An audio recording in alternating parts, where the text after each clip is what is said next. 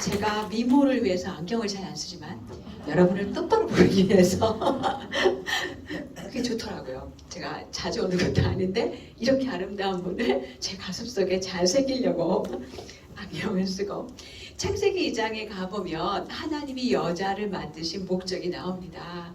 제가 이제 한국에서 사실 성경적인 여성성이 많이 다루어지지 않고 있어서 개인적으로 굉장히 가슴 아픈 마음들을 안게 되고, 저도 이제 신학교를 다녔지만 36살이 될 때까지 성경적인 여성성을 단 한 번도 들어본 적이 없었어요. 그런데 제가 36이 되면서 성경적인 여성성을 알게 되면서 제 삶이 얼마나 많이 달라졌는지 몰라요. 제가 조금 뒤에 복종, 존경 이런 얘기 할 텐데요. 이런 하나님의 원리는 여자의 목을 목 조이는 게 아니에요. 정말 저희가 하나님의 원리대로 순종해 나갈 때 하나님이 우리에게 주시는 자유와 기쁨을 누릴 수 있다는 걸 더 많이 느껴가고 배워가고 있어요. 하나님이 여자들에게 주신 어떤 여자의 세 가지 소명이라는 이제 세 가지 소명이 있는데요. 제가 시간이 짧아서 길게 말씀드리지 못하지만 저희가 유튜브에 오시면 제가 CGN에서 나침반에서 강의했던 한 27분짜리가 있고요. 또 어느 한 교회에서 1시간 동안 강의했던 이야기들이 있어요. 그래서 여자의 세 가지 소명은, 먼저는 오늘은 여러분과 돕는 배필에 대한 이야기만 할 거예요. 그래서 돕는 배필이 있고요. 두 번째는 하와의 이름에 이제 하와가 범죄했지만 하나님이 약속을 주시죠. 이제 언약의 약속을 주셔서 하와와 아담의 죄를 사해 주시고 새로운 언약을 부여하실 때 아담이 하와에게 이제 그때 여자였는데 새로운 이름을 줘요. 그게 하와인데, 하와의 이름의 뜻은 모든 산자의 엄마예요. 여기 계신 모든 자매님들은 생명이 있는 모든 존재의 산자의 엄마들로 하나님이 부르셨어요. 그 세 번째는요, 하나님이 돕는 배필의 역할로서 살아가는 거, 또 생명을 살리는 여자로서 살아가는 그 삶을 여러분만 누리기를 원하지 않으세요. 우리는 모두 다 누군가의 늙은 여자잖아요. 그 늙은 여자로 젊은 여자들을 어떻게 가르치고 도와줘야 하는지 디도서 2장에 나오는 말씀인데, 멘토링에 대한 이야기들, 이 세 가지 여자들의 소명이 있거든요. 그래서 여러분이 그건 개인적으로 공부하시면 굉장히 큰 도움이 되실 것 같아요. 오늘은 돕는 배필에 대한 이야기만 함께 나눠보려고 해요. 저는요, 딸 6인 집안의 큰딸이에요. 그러니까 어렸을 때부터 여자들만 바글바글한 집에서 살았기 때문에 누군가 여자는 이러면서 여자를 살짝 비하해서 하시는 말을 들으면 발끈했어요. 너무 듣기 싫었어요. 그래서 성경에서 돕는 배필 이 얘기를 들을 때도 기분 나쁘더라고요. 하나님은 나를 왜 리더로 만드시지? 돕는 배필로 만드셨을까? 이런 퀘스천이 들더라고요. 그런데요, 이 세상 문화의 영향 때문이었어요. 돕는다 이러면 아우 이건 시시한 거야, 하찮은 거야, 리더만 좋은 거야, 이런 느낌이 들잖아요. 그래서 나쁜 것이라고 생각했는데 성경을 읽어보니 그렇지 않더라고요. 구약에서요, 돕는다는 말을 사용할 때 에제르라는 단어를 사용해요. 그런데 이 에제르는요, 우리를 도우시는 하나님을 나타낼 때 사용하는 단어예요. 하나님이 여러분의 돕는 자세요. 항상 여러분의 도와서 힘과 요새와 방패가 되어주세요. 그런 얘기 여러분 들으시면 어머, 하나님이 우리의 돕는 자래. 하나님 너무 시시한 일을 하시네? 라고 생각해 보신 적이 한 번도 없으실 거예요. 우와, 하나님이 우리 돕는 자가 되신다니까 너무 좋다, 너무 감사하다, 힘을 얻으실 거예요. 그래서 하나님이 여기 계신 모든 자매님들을 돕는 자로 세우신 것은 놀라운 거예요. 하나님이 하시는 역할을 우리에게 맡기신 거기 때문에 이건 시시한 일이 아니에요. 배필이라는 말은요, 히브리어로 네게드라는 단어를 사용해요. 네게들은 그를 마주보고 있는 동등한 자, 적합한 자라는 뜻이에요.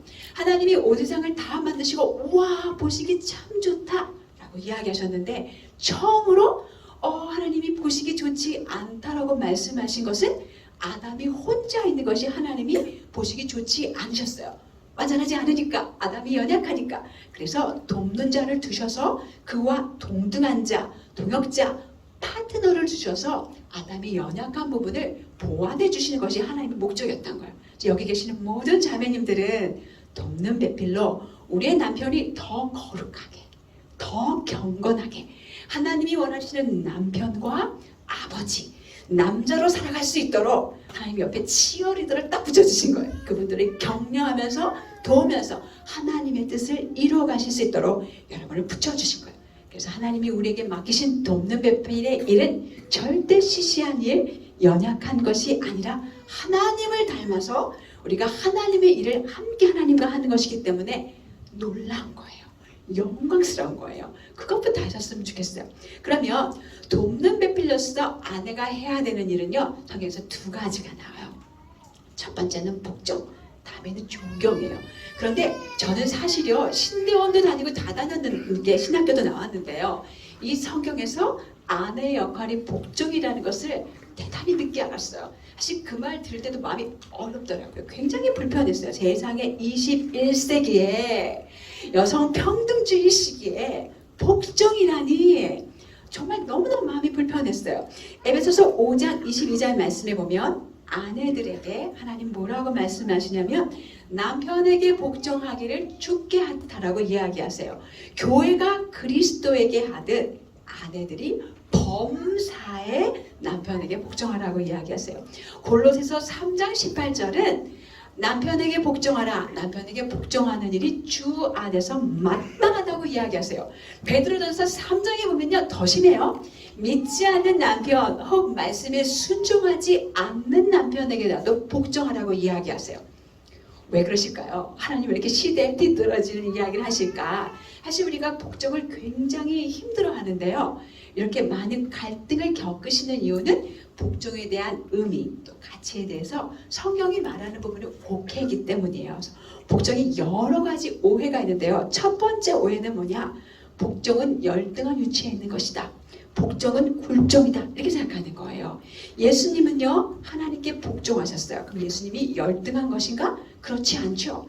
이건 그냥 하나님의 질서일 뿐이에요. 삼위 하나님은 인격에서 동등하시지만 그러나 각각 역할이 다르시죠. 위계 질서가 있으시죠. 우리가 예수님을 닮았기 때문에 하나님의 형상으로 지어진 사람들이기 때문에 사실 동일한 거죠. 하나님이 남편에게 복종해라 라고 말씀하신 것은 남편들이 아내들보다 낫기 때문이 아니라 하나님이 만드신 이 세상의 위계 질서 때문이에요. 국가도 사회도 가정도 직장도 누군가는 인도해야 하잖아요. 누군가가 인도하면 우리는 그 인도를 지지해 줘야 돼요. 때때로 우리도 인도자의 위치에 설 때가 있고 때때로 어떨 때는 지지자의 위치에 서 있어야 할 때가 있어요. 이건 질서의 문제이지 결코 높낮이의 문제가 아니라는 거예요. 두 번째로요, 복종은 약함을 보여주는 게 아니에요. 하나님께서 성경에서 자매님들에게 남편에게 복종하라 라고 이야기하실 때 그 단어는요, 사실은 자녀들에게 순종해라 할 때는 영어로 obey라고 이야기해요. 그런데 아내가 남편에게 복종할 때는 obey가 아니라 무조건 순종하는 것이 아니라 submission이에요. 이 submission은 어떤 뜻이냐면 남편에게 하나님이 부여하신 어떤 권위 아래 자발적으로 들어가는 거예요. 그런데요, 이 세상의 모든 사람들은요, 대단히 이기적이고 독립적이기 때문에 본성적으로 누군가의 권위 아래 들어가는 걸 싫어해요. 그 권위 아래 들어가는 것은 아무도 좋아하지 않아요. 성경의 가르침과 반대되는 거예요. 복종은요, 속 사람이 강해야 할 수 있어요. 의지적으로 남편의 권위에 들어가야 가능한 거예요. 하나님이 세워주신 질서, 그리스도와 교회에게 복종하는 것처럼 하나님이 우리 가정의 남편을 인도자로 세워주셨기 때문에 그 남편을 가정의 머리로 세워주신 분이 그리스도이기 때문에 내가 그리스도께 복종하고 순종하는 표현으로 남편에게 복종하는 거예요. 그래서 이것은요, 우리에게 그 지위를 부여해 주신 예수 그리스도를 신뢰해서 하는 거기 때문에 사실은 강함의 표현이고요. 우리가 우리의 본성을 죽여야 하는 거예요. 이기적이고 나밖에 모르는 우리의 본성을 주님을 신뢰함으로 죽여야 하는 일이기 때문에 믿음의 표현이라는 거예요. 세 번째로 복종은요, 남편이 가정의 머리이기 때문에 아내에게 난폭한 행동을 하거나 독재적인 어떤 태도를 취해도 괜찮다. 그렇지 않아요. 왜 괜찮지 않을까요? 하나님이 아내들에게는 복종해 라고 말씀하셨지만 남편들에게 명령하신 것이 있어요. 에베소서 5장 25절에서 29절 말씀에 보면요, 어떤 것을 명령하셨냐면 남편들은 자기 자신을 사랑하는 것만큼 아내를 사랑하고 주 예수 그리스도께서 교회를 위해서 자기 목숨을 내어주신 것처럼, 생명을 주신 것처럼 이타적으로 희생적으로 섬기는 마음으로 아내를 사랑해라. 이것을 권유받으신 것이 아니라 사랑해 주겠니? 라고 말씀하신 것이 아니라 사랑하라 라고 명령하셨다는 거예요. 그래서 여러분이 남편이 폭력적일 때 복종한다고 참거나 하시면 안 돼요. 마찬가지로 남편이 어떤 폭력적일 때 비난하고 화내고 나쁜 상황을 더 자극하시는 것도 지혜롭지 않죠. 혹시 여러분이 위험한 상황이 생기시면 그 자리를 얼른 피하시고 교회 목사님이나 또 위급하시면 경찰의 도움을 청하셔야 될 수도 있어요. 그 자리는 피하시는 게 지혜로워요. 또 마찬가지로 네 번째로 복종한다고 나는 아무 말도 하지 않고 무조건 남편을 따라가야 한다. 이건 아니에요. 왜 이게 아니냐? 하나님은 아내를 돕는 배필로 지으셨어요. 남편은 도움이 필요해요. 아내의 지혜와 통찰력이 필요해요. 존 파이퍼 목사님이 복종을 이렇게 얘기하셨어요. 복종은 아내의 은사를 따라 남편의 리더십을 존중하고 확실하게 발휘하도록 돕는 아내의 신성한 소명이다. 아무 말도 하지 않고 남편 따라가라 이게 아니에요. 그거는 우리가 돕는 배필로서의 역할을 하지 않으시는 거예요. 근데 그럼에도 불구하고 굉장히 중요한 것은요, 어필할 때 태도예요. 당신은 맨날 항상 매번 이렇게 정죄하는 태도로 우리가 이야기하면 남편의 마음이 상해요. 아무 말도 들리지 않아. 겸손하게 온유한 태도로 여러분의 마음에 어려운 일을 다 이야기하세요. 예를 들어 우리 집에 돈이 없는데 남편이 사업을 확장하려고 하세요. 많은 염려와 걱정이 있으실 거 아니에요. 그걸 남편에게 이야기하셔요. 때때로 이게 우리 교회 안에 믿음이 좋은 지혜로운 분의 도움, 어떤 조언이 필요하다면 여보 우리 그분에게 가서 한번 물어봐요. 그러니까 함께 조언도 구하시고 권면도 받으세요. 그럼에도 불구하고 마지막 결정권은 우리가 남편에게 복종해야 한다면 누구에게 있는 걸까요?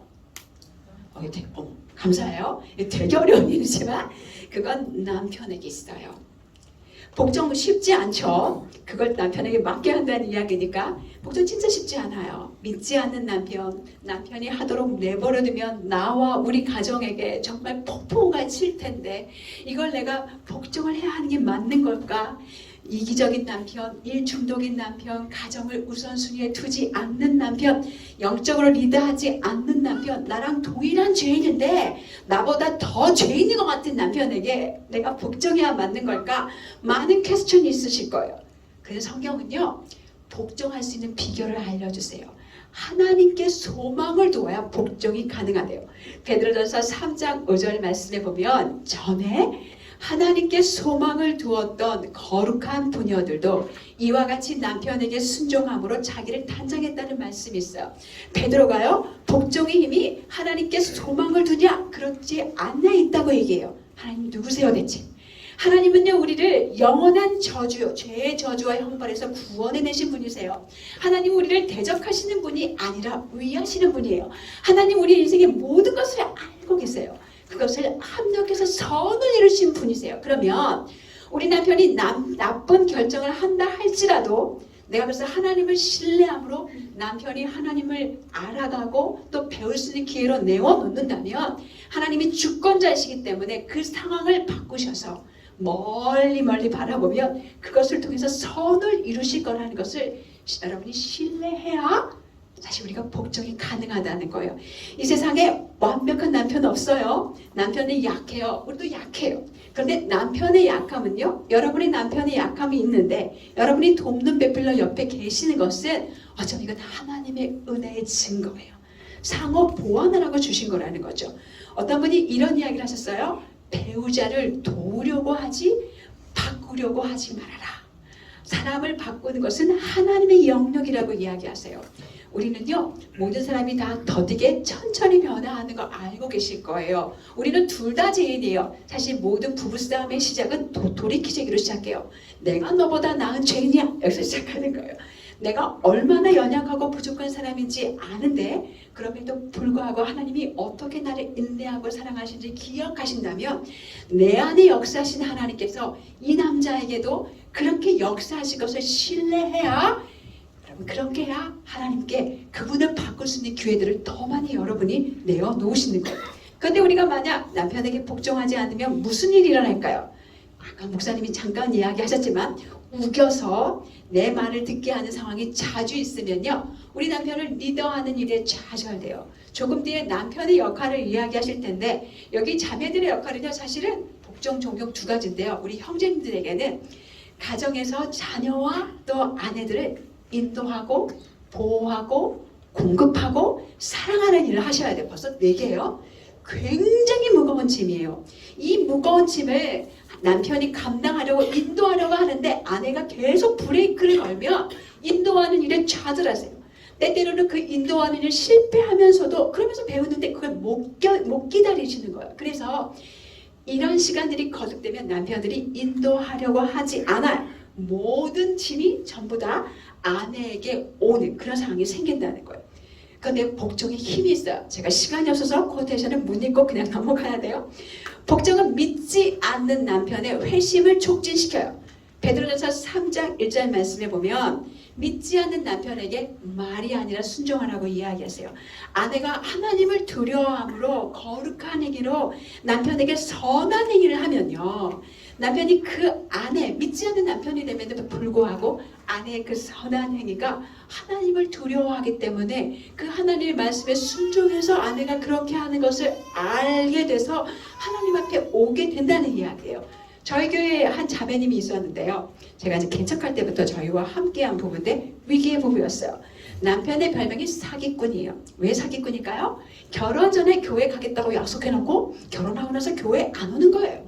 그러니까 사기꾼이죠. 그런데 이 자매님이 돕는 베필로스의 소명을 알게 된 후에 남편을 인생의 중심에 두고 하나님을 두려워함으로 존경하고 복종하려고 애를 썼어요. 처음에 잘 되지 않죠? 작심삼일이에요. 됐다 안 됐다 됐다 안 됐다 힘든 시간을 보냈지만 울면서 하나님께 도움을 구하면서 꾸준히 그 일을 하려고 애를 썼어요. 시간이 한참 지났어요. 7년 뒤쯤 남편이요, 자기 인생을 돌아보기 시작하는 거예요. 그 남편이 퇴근 시간이 거의 1시, 2시, 3시, 4시 정말 바쁜 분이에요. 주변을 돌아보니 이런 가정을 지키는 사람이 없겠죠. 거의 다 깨어진 가정들이라는 거예요. 다 이혼했어요. 자기 집만 버티고 있는 거예요. 이 이유가 뭘까? 그때 알게 된 거예요. 이 힘든 상황을 우리 아내는 어떻게 견딜 수 있을까? 어떻게 나를 용납하고 사랑하고 거룩한 행실을 보일 수 있을까? 이게 하나님이라는 걸 알게 됐어요. 그리고 나서 그 형제님이 이런 고백을 하더라고요. 진짜 예수님이 나의 구세주라고. 예수님이 아니셨으면 우리 가정은 벌써 깨어져도 몇 번 깨어졌을 거라고. 나는 이혼당했을 거라고. 난 사기꾼이 맞다고. 이렇게 고백을 하시더라고요. 이렇게 믿지 않는 남편에게 복종이 구원을 가져온다면 믿는 남편들에게는 어떻게 될까요? 열심히 리더하게 할 수 있도록 여러분이 복종하고 지지해 주시면 여러분의 남편들이 영적으로 육적으로 가정을 인도하고 보호하려는 마음에 정말 열의를 가지고 행하실 수 있게 돼요. 저희 교회에 수많은 증인들이 있어요. 또요, 복종은 여기 계신 자매님들의 아름다움을 자랑해요. 우리 모두 다 이쁘고 싶잖아요. 베드로전서 3장 5절에 전에 하나님께 소망을 두었던 부녀들이 자기 하나님 남편에게 자기를 복종함으로 단장했다는 말씀이 있어요.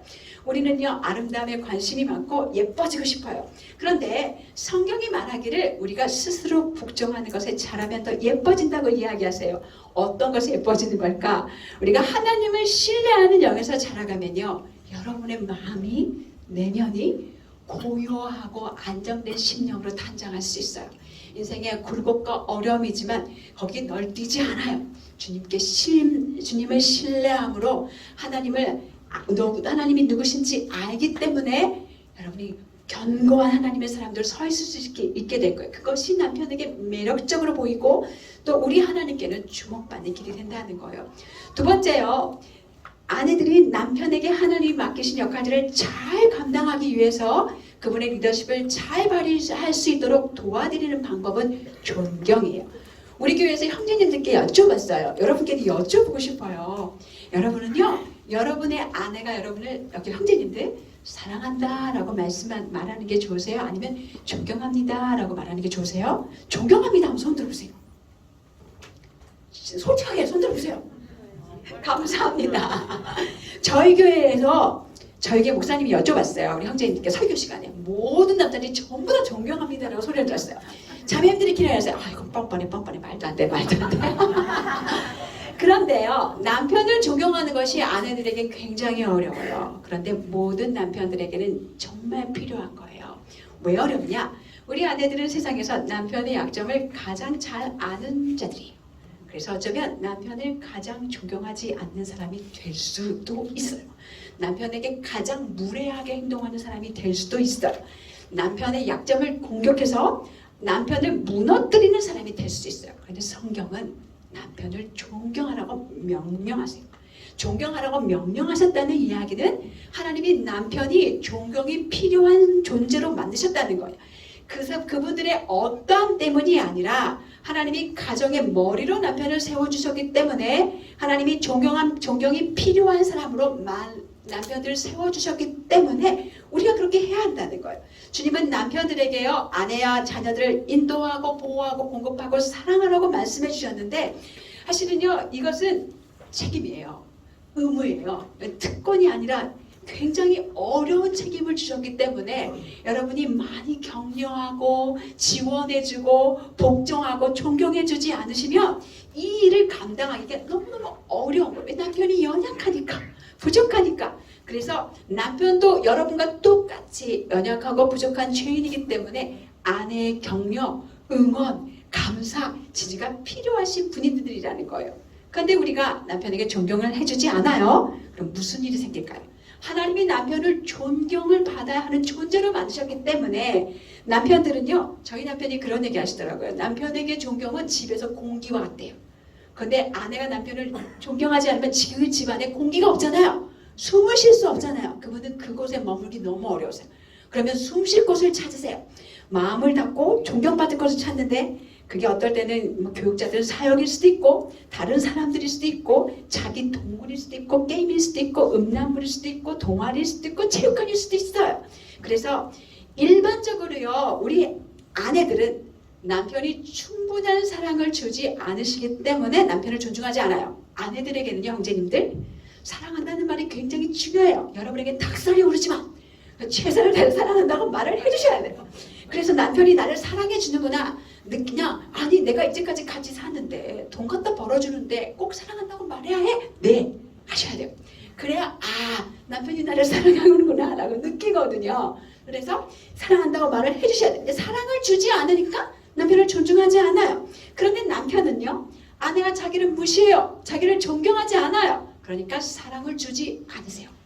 이 집안의 악순환이 계속되는 거예요. 말과 행동으로 이 악순환이 계속되기 때문에 누군가는 이 악순환의 고리를 끊으셔야 돼요.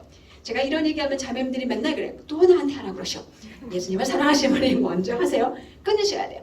엉망이고 부족한 남편이지만 아내가 주님을 신뢰하고 사랑하기 때문에 남편에게 복종하고 남편을 존경하는 것은 정말 그 남편을 춤추게 하시는 거예요. 주님을 기쁘시게 하는 거예요. 간혹 교회에 와서는요, 열심히 봉사하는데 집안에 있는 남편은 무시하고 비난하는 자매님들을 만나요. 주님을 사랑하는 우선순위가 뒤바뀌어 이렇게 계신 거예요. 존경에 합당하지 않은 남편이지만 그 남편을 세워주는 것이 그분을 우리 집에 가장으로 세워주신 주님을 존경하시는 거라는 걸 기억하셨으면 좋겠어요. 그럼 우리가 어떻게 존경하는 일에 자라갈 수 있을까? 사실요, 우리가 이제 신혼 때는 두 분이 서로 알콩달콩 하시면서 재밌게 사셨을 거예요. 그런데 아이들이 나타나면서 대부분의 자매님들의 모든 우선순위가 우리 아이들로 싹 다 옮겨가죠. 남편은 저 아래 보이지 않는 곳으로 사라지세요.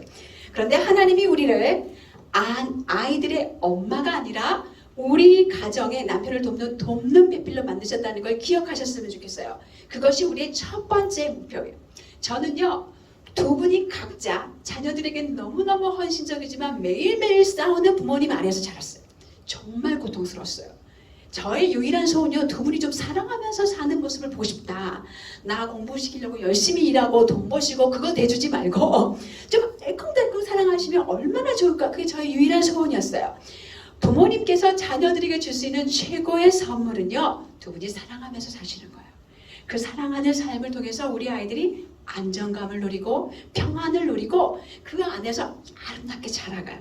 그래서 여러분 부부관계에 어려움이 있으시면 내버려두지 마시고 목사님 찾아가시고 상담가 찾아가셔서 가정을 회복을 꼭 이루셨으면 좋겠어요. 두 번째는요. 하루에 적어도 남편을 우선순위에 두는 거. 그리고 두 번째는요. 하루에 아까도 격려에 대한 이야기를 하셨는데 하루에 적어도 한 번씩은 격려를 하시는 거예요. 제가 이제 결혼에 대한 어떤 모델을 못 봤으니까 우리 엄마 아빠 매일 싸웠으니까 결혼을 하기 전에 이제 책들을 열심히 봤어요. 근데 그 중에서 저에게 굉장히 큰 영향력을 끼친 책이 있는데요. 지금은 절판돼서 없지만 여러분이 중고를 뒤지면 찾으실 수 있어요. 준비된 결혼, 준비된 배우자라고 린다 딜로우라는 분이 쓰신 책인데요. 원래 그 책의 제목은 너의 남자를 진정으로 사랑하려면 이라는 책이에요. 그 책에 여러 가지 이야기가 있는데 제가 두 가지 단어를 이제 딱 마음속에 딱 잡았는데요. 첫 번째 게 격려였어요. 격려는 남편에게 보약을 먹이는 거다. 그래서 제가 결혼을 하고요. 이분을 이제 우리 남편을 격려하려고 작심을 했어요. 그런데 아까도 이제 말씀하셨지만 우리가 격려의 근육이 진짜 없더라고요. 그걸 알게 된 거예요. 그래서 기도했어요. 하나님, 제가 하루도 빠지지 않고 격려할 수 있도록 도와주세요. 저를 좀 도와주세요. 매일매일 하루도 빠지지 않고 격려하려고 했어요. 그런데 저희 남편이 경상도 남자예요. 굉장히 둔하세요. 그래서 정말 말도 굉장히 없어요. 지금은 되게 달라지신 거예요. 그래서 제가 매일매일 격려하고 있는데 격려하고 있는지도 모르셨어요. 3년이 지나도록.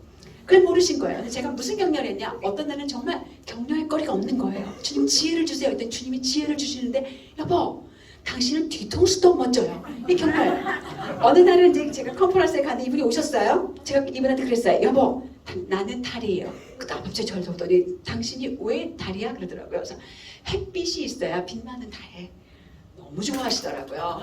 이렇게 정말 하나님이 저에게 매일매일 기도하면서 어떻게 하면 격려할지 의도적으로 하루도 빠지지 않고 격려하려고 작심했을 때 은혜를 부어주시더라고요. 그리고 나서요 3년 뒤에 이제부터 부메랑이 날아오기 시작을 하는 거예요. 하나님의 은혜로 알기 시작하셨어요. 이 여자가 의도적으로 격려를 하고 있구나. 저에게 부메랑을 날려주고 있는데 언제부턴가 저 추월당했어요. 정말 놀라우네요. 이제 저분의 별명이 혹시 뭔지 여러분 절대 모르시겠지만 경상도 남자가 아니라 우리 교회 식구들은 저분을 뉴욕 남자라고 부릅니다. 뉴욕 남자로 변하는 역사를 하나님 만들어 주셨어요. 또 하나의 이 비결은요. 사실은 시간이 없어서 제가 여러분에게 짧게 얘기할 수밖에 없는 게 안타깝지만 제 몸을 무기 삼지 않는 거예요. 그것이 남편을 격려한 것이라는 걸 알게 되었어요. 돕는 배필로서 하나님 앞에서 우리가 살아가는 것은요. 여러분의 사역이에요. 놀라운 사역이에요. 저는 이제 저만 그렇게 사는 게 아니라요. 우리 교회 자매님들 다 전염시켜요.